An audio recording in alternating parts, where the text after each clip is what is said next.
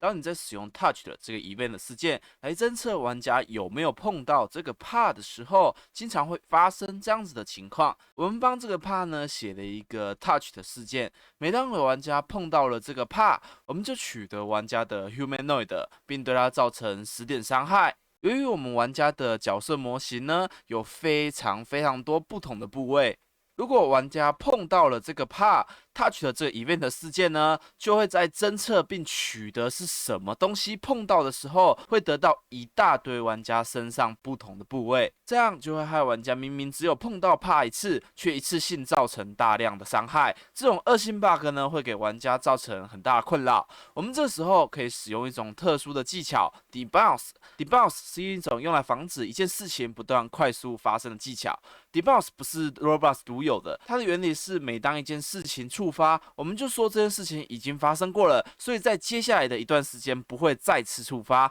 一直到这个一段时间结束，这件事情才可以再次被触发。如果你觉得听起来很复杂，那你也可以把它想象成是一个游戏里面的冷却时间或无敌时间。每当玩家发射了一颗火箭，他必须等待一段时间之后才可以再次发射。每当玩家受到了一次伤害，那玩家在接下来的一段时间内呢是不会再次受到伤害的。我相信你能想到一大堆的例子。那么我们在脚本中要怎么实现 debounce 呢？我们在脚本中呢定义一个变数 is touch 的，并将它给设为 false， 也就是没有被玩家碰到。现在每当玩家碰到这个 part， 并且触发 touch 的这个 event 的事件的时候，我们就检查这个 is touch 的变数呢是不是 false， 也就是我们检查这个 part 呢有没有被玩家碰到过了。如果没有的话，我们就把 is touch 的这变数给设为 true， 也就是玩家已经碰到过这个 part 了。接着，我们就让玩家受到伤害。在玩家受到伤害之后呢，我们 task 点 wait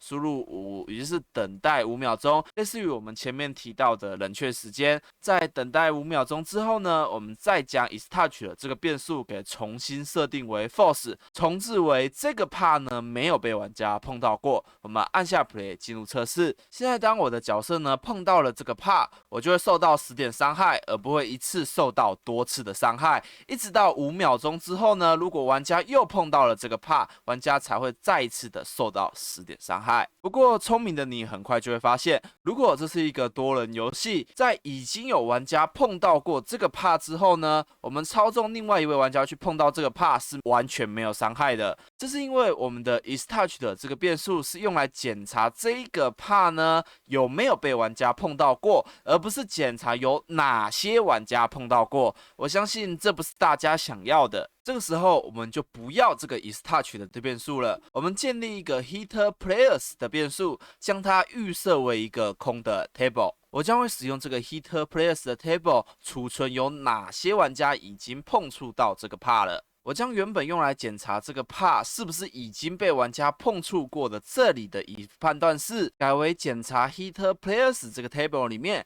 有没有玩家的使用者名称。如果你搞不懂为什么是 other part 点 parent 点 name， 这是因为我们取得的 other part 呢，会是玩家模型里面的其中一个部位，而这些部位的 parent 属性呢，都是我们的玩家模型 character 一个 model 的 object。所以我们的 other part 点 parent 呢，就是在讲我们的这个角色模型，而我们角色模型的 name 属性呢，就是玩家的使用者名称。如果玩家的使用者名称不在 hitter players 里面的话，这一行呢就会是一个 nil 空值，也就是说这位玩家呢还没有碰触过这个 part。接着，我们就在 hitter players 这个 table 里面呢，插入一个 key 是 other part 点 parent 点 name， 也就是玩家使用者名称，然后 value 是 true 的值，代表玩家已经碰到过这个 part 了。接下来，我们就同样的让玩家受到10点伤害，在伤害计算完之后呢，同样的 task 点 wait 等待5秒钟，然后我们在5秒钟之后呢，再把玩家的使用者名称呢，从我们的 hitter players 的 table 里面给设定为 nil， 也就是把它从 table 里面给删除，这样我们的玩家呢就可以再一次的受到伤害了。我们按下 start 进入测试。现在我在5秒钟内呢，操纵我的2个角色都碰触这个 part 的话，受到伤害，然后另外一只也会受到伤害。那接下来呢，我们就等待5秒钟，我们来看一下2位角色呢是不是同样的可以再次被造成伤害。OK， 再次造成伤害了。OK，也再次造成伤害了。现在我们的 Deboss 就可以支持游戏有多位玩家的情况喽。那么 Deboss 的介绍呢，就差不多到这里。Deboss 真的是一个非常好用的技巧，它可以在很多游戏功能中解决非常多的问题。这个技巧你绝对要学起来。如果你还想要看到克拉克介绍更多开发 Roblox 游戏的小技巧，你可以考虑加入频道会员，让克拉克能够更稳定的制作影片，或是赶快帮这部影片按一个赞，这能够帮助这部影片呢被分享给更多想要开发 Roblox 游戏的人。当然，也不要忘记订阅这个频道，开启小铃铛，就不会错过我未来更多的教学影片喽。那么这里是克拉克，我们下部影片见啦，拜拜。